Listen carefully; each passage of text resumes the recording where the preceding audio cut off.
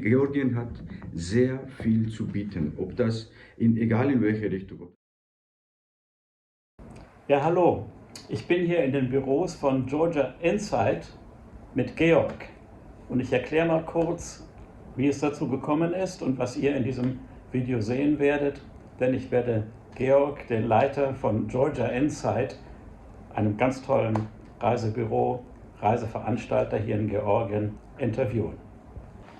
Vor 3 Jahren war ich schon einmal hier in Georgien mit meinen Kindern zusammen und habe hier eine ganz tolle Rundreise gemacht und dafür ein Reisebüro gefunden, einfach so per Internet, das Georgia Insight heißt.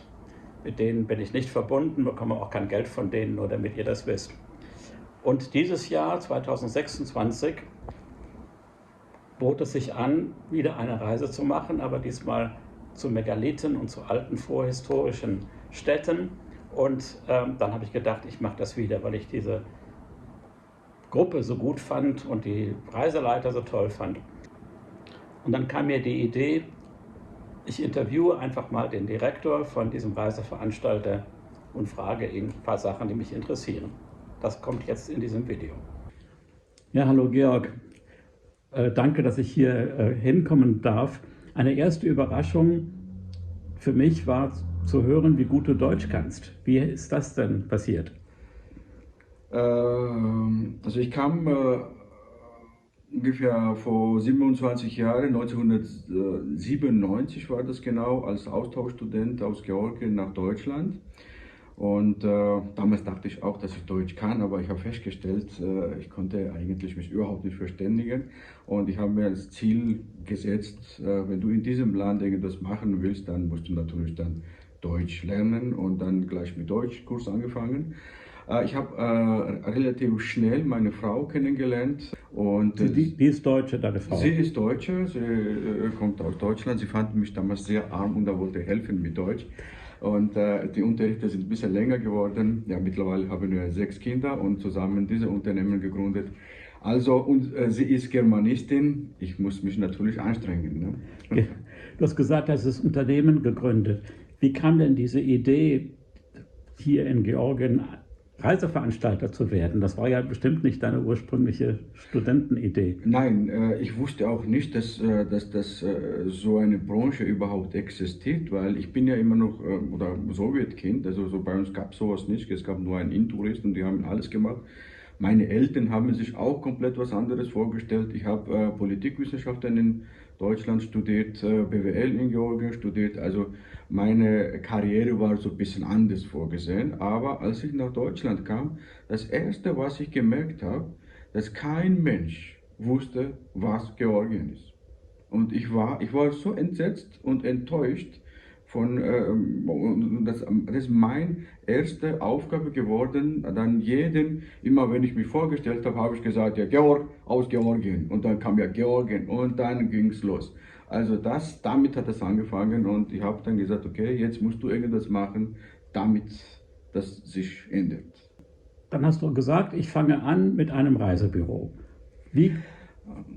Bis zum Reisebüro hat es lange gedauert. Also der Georgia Insight wurde 2011 gegründet. Meine erste Reise fand aber 2001 statt. Das waren die befreundete Lehrer aus der Waldorfschule, die mich gebeten haben damals, ob wir eine Reise nach Georgien organisieren wollen. Ich habe gesagt, natürlich, klar, das ist also, wir Georgier können ja immer alles. Wenn ich jetzt an diese erste organisierte Reise denke, da schäme ich mich ein bisschen, aber es war großartig und vor allem, ich fand das wirklich interessant. Ich habe gesehen, ich kann hier was bewegen. Und das war der Anlass. Es hat noch mal lang gedauert. Ich habe in einer anderen Firma als Fahrer, als Reiseleiter gearbeitet bis 2011. Also erst einmal Erfahrung gesammelt und dann habe ich gewagt den Schritt. Jetzt bist du also in Georgia Insight. Was würdest du sagen, ist denn eure Spezialität? Was unterscheidet euch von anderen Reiseveranstaltern in Georgien?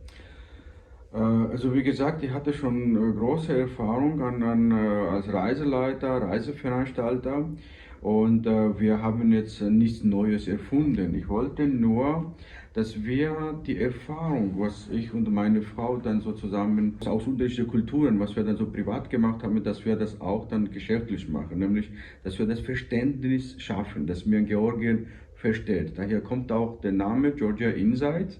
Also wir haben gesagt, okay, es ist alles so toll, aber wir wollen, dass die Leute das nicht nur sehen, sondern auch verstehen, dass sie beteiligt werden dann in das Geschehen. Also dass ihr nicht nur irgendwelche Sehenswürdigkeiten abklappert und sagt, das ist diese Kirche und jene Kirche, sondern dass die Leute ein bisschen mehr verstehen, warum es diese Kirchen gibt, warum es diese Orte gibt und wie die Menschen damit leben.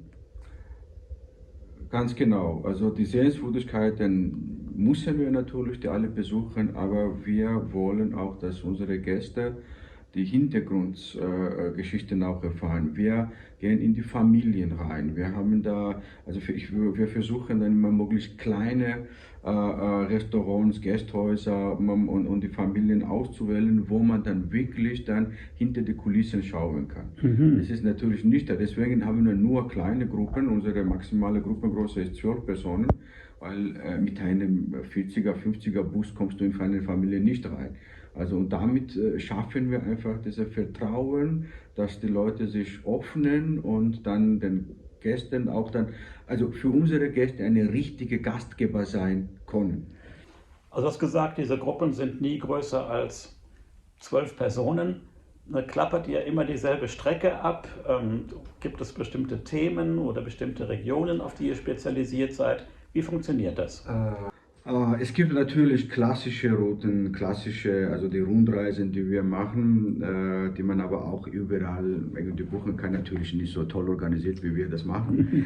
Aber wir versuchen tatsächlich möglich verschiedene Themen abzudecken. Wir machen zum Beispiel Singreise, botanische Reisen, Birdwatching machen wir.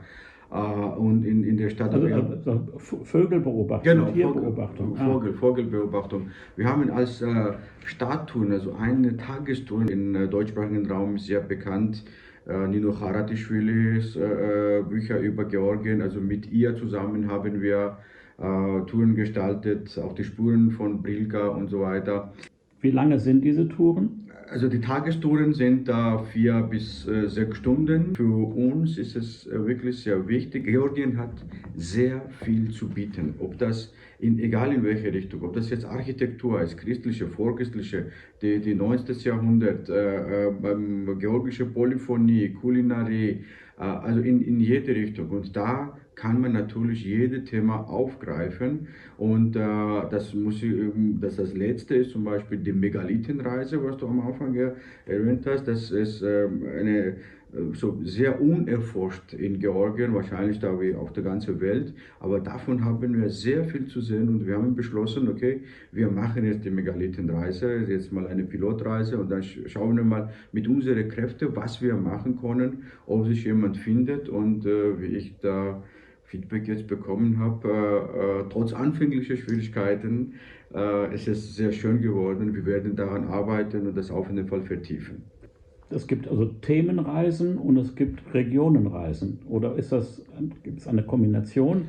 Also wenn du sagst, sagen wir mal Vogelbeobachtung oder Singreisen, was ist das denn, eine Singreise? Eine Singreise ist also natürlich eine Themenreise, da lernen wir singen, die georgische Polyphonie, und das ist gleichzeitig eine Rundreise. Das heißt, wir machen eine Reise durch Georgien und dann lernen wir ein Lied von diesem Region, wo wir uns gerade befinden. Und dann machen wir zum Beispiel, wenn wir in Svanetien sind, dann lernen unsere Gäste ein svanetisches Lied und so weiter. Und am Ende kommt dann, ich weiß nicht, 7, 8, 9 Lieder, je nachdem, zusammen. Und dann wird im Herzen dann von Georgien, dann in der Hauptstadt, so kleine interne Konzert ein gemacht. Konzert auf dem Maidan oder auf dem Friedensplatz. Genau, ja, so groß nicht, aber so in einem Restaurant oder sowas. Und das ist natürlich dann beides. Also man sieht viel, man kann das Land kennenlernen und vor allem man kann das Land auf eine bestimmte Seite kennenlernen. Wie lange dauert denn so eine Reise? Es ist ungefähr 10 Tage. 10 Tage. Genau. Was ist denn die kürzeste mehrtägige Reise und was ist die längste mehrtägige Die Reise? kürzeste mehrtägige Reise sind 2 Tage, also aus der Hauptstadt raus und eine Übernachtung. Und die längste Reise, was wir machen, was wir also pauschal im Programm haben, das ist eine 21er Trekkingreise. Also Trekking ist natürlich auch ein großes Thema bei uns.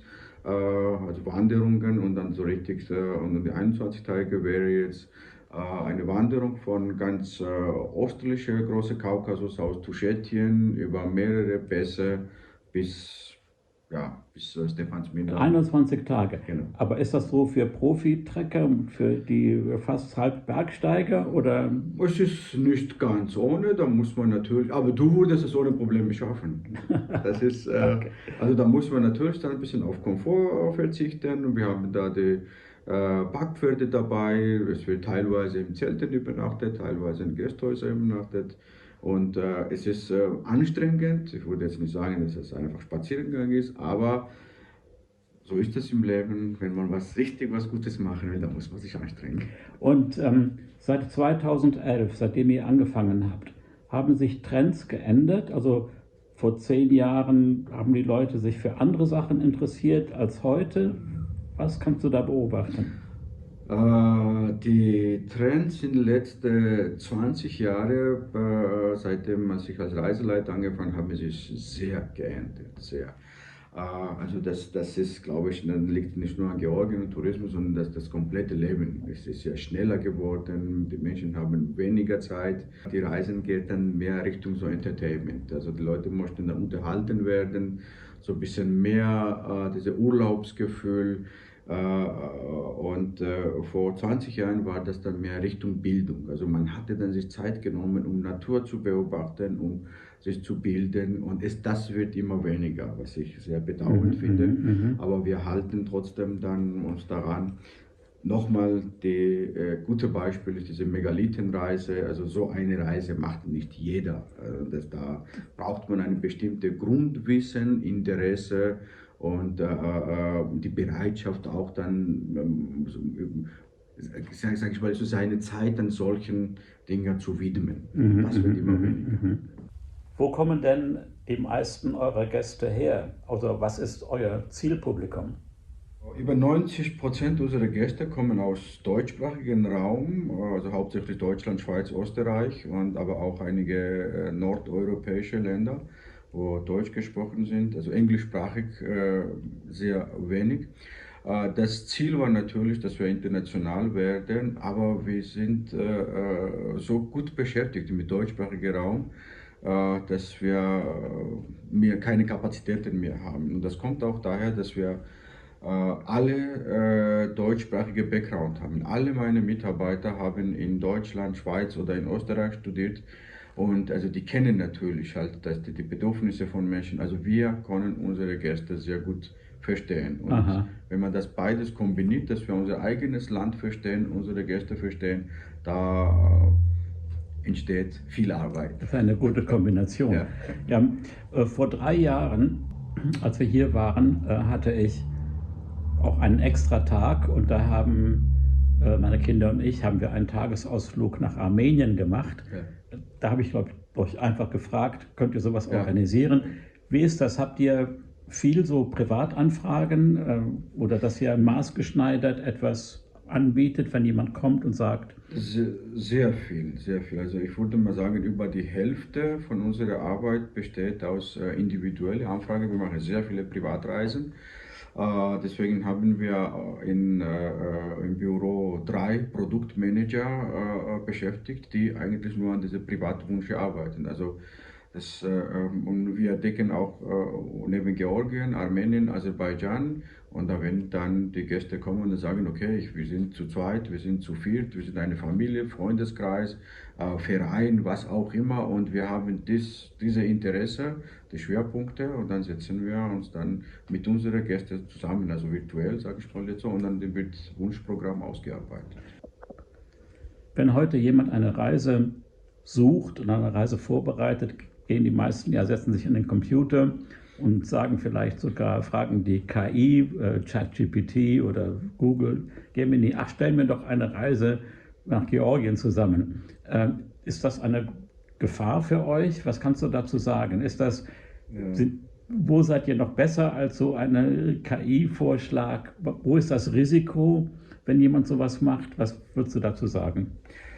Risiko ist natürlich da, aber ich glaube, das ist jetzt nicht speziell für Tourismus. In jeder Branche ist es dann das gleiche Problem, dass die Menschen versuchen, dann möglichst schnell, möglichst günstig dann an das Angebot zu kommen, und da kann man auch oft gar nicht mehr unterscheiden, was davon künstliche Intelligenz ist oder was von Menschen gemacht. Aber und natürlich dann es gibt da sehr viele, ich will nicht sagen billige Anbieter, aber so, die Reisen günstig anbieten, auch internationale Ketten. Das ist da schon natürlich ein Problem, aber also für uns muss ich jetzt ehrlich sagen, bis jetzt ist das kein großes Problem, weil unsere Gäste, unser Zielpublikum schätzt Qualität.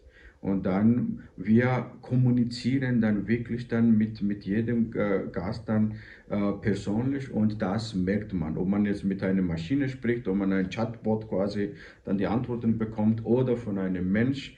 Und das ist dann, was unsere Gäste auch schätzen. Also es ist erst einmal dann, das Vertrauen ist anders, und sie wissen, sie bekommen bei uns das, wofür sie wirklich dann brennen, und das war's. Jetzt sieht man ja in Georgien, auch in den Reiseprospekten gibt es viele tolle Fotos. Aber wo ist da die Gefahr mit künstlicher Intelligenz? Man weiß ja heute auch oft nicht, ob ein Foto echt ist oder falsch ist.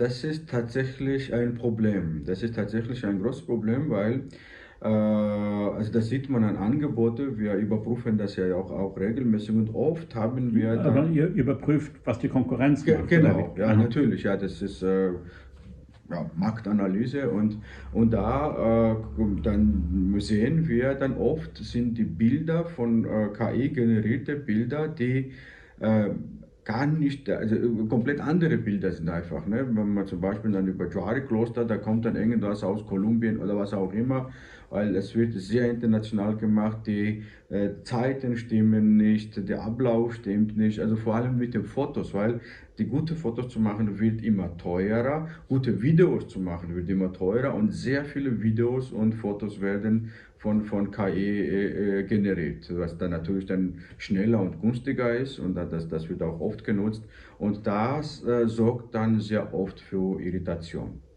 Das ist also bei uns zum Beispiel, findet man alle Fotos, alle Videos, die auf unserer Webseite sind, haben wir selber gemacht, sind von unseren ehemaligen Gästen gemacht oder Fotografen, mit denen wir zusammenarbeiten, und wahrscheinlich ist das manchmal auch nicht so toll, so künstlerisch gesehen, aber echt authentisch, und das ist dann, was unsere Gäste wirklich sehr lieben. Ja, vielleicht kann ich auch einige von meinen Fotos, die etwas besser geworden sind, euch schicken. Dann könnt ihr die vielleicht auch gerne gebrauchen, wenn ihr wollt. Sehr, sehr gerne. Das war ja alles super interessante Informationen. Aber alles ist ja nur möglich mit guten Mitarbeitern. Wie viele Leute arbeiten denn bei Georgia Insight? Also fest oder frei? Ja, jetzt bei Georgia Insight sind jetzt 14 Festangestellte, und während der Saison dann mit Reiseleiter, unsere Fahrer, dann kommen wir auf 50, 60, manchmal auch mehr. Also je nachdem, wie viele Leute wir brauchen, das sind schon viel. Und ja, da hast du vollkommen recht. Also keiner kann alleine das machen. Das alles ist nur möglich, weil Georgia Insight wahrscheinlich die großartigsten Mitarbeiter hat, die in Georgien überhaupt vorhanden sind. Alle unsere Mitarbeiter haben eine exzellente Ausbildung, sprechen sehr gut Deutsch, kennen das Land sehr gut, das habe ich schon erwähnt, kennen dann unsere Gäste sehr gut. Und, also ich kann nur sagen, also ich kann dem zustimmen, ne? Also zumindest die Reiseleiter bei der ersten Reise hieß die Reiseleiterin Katie, ja, und jetzt bei dieser Reise auch Katie, war aber eine andere Katie, und beide waren also wirklich absolut fantastisch, die Fahrer auch sehr nett. Woher kommen denn diese Reiseleiter oder die Reisebegleiter? Selbst wenn sie anders heißen, sind sie trotzdem sehr gut. Also wie gesagt, Ja, sie haben alle in Georgien, in Deutschland studiert. Also die eine Kette ist zum Beispiel die Kunstgeschichte hat sie studiert, die andere ist der Historikerin. Da sieht man auch dann, wenn man die Background, also wenn man dann anschaut, wie sie dann die Reisen führen. Und eigentlich alle unsere Mitarbeiter, alle unsere Reiseleiter sind richtig toll. Die Hauptherausforderung, die wir und unsere Reiseleiter vor Ort haben, ist ja, wir haben deutschsprachige Gäste. Also das heißt, wir liefern eine Qualität, was im deutschsprachigen Raum üblich ist, mit Georgier, mit georgischen Mitarbeitern. Also wir haben da mit georgischen Gästhäusern, Hotels, Restaurants zu tun und das muss man dann, das ist schon ein bisschen anders, eine andere Mentalität. Ihr habt also die nordeuropäische Qualität mit georgischer Kultur ideal gemischt. Das bleibt, das ist immer eine ständige Herausforderung und das ist, was unsere Mitarbeiter einfach hervorragend schaffen, wofür was heißt ich bin natürlich sehr dankbar, aber wofür das ganze Land dann auch dann dankbar sein soll, weil da entsteht auch sehr viel, weil wir haben in den letzten 20 Jahren, letzten 10 Jahre so viele Freundschaften sind entstanden, so viele,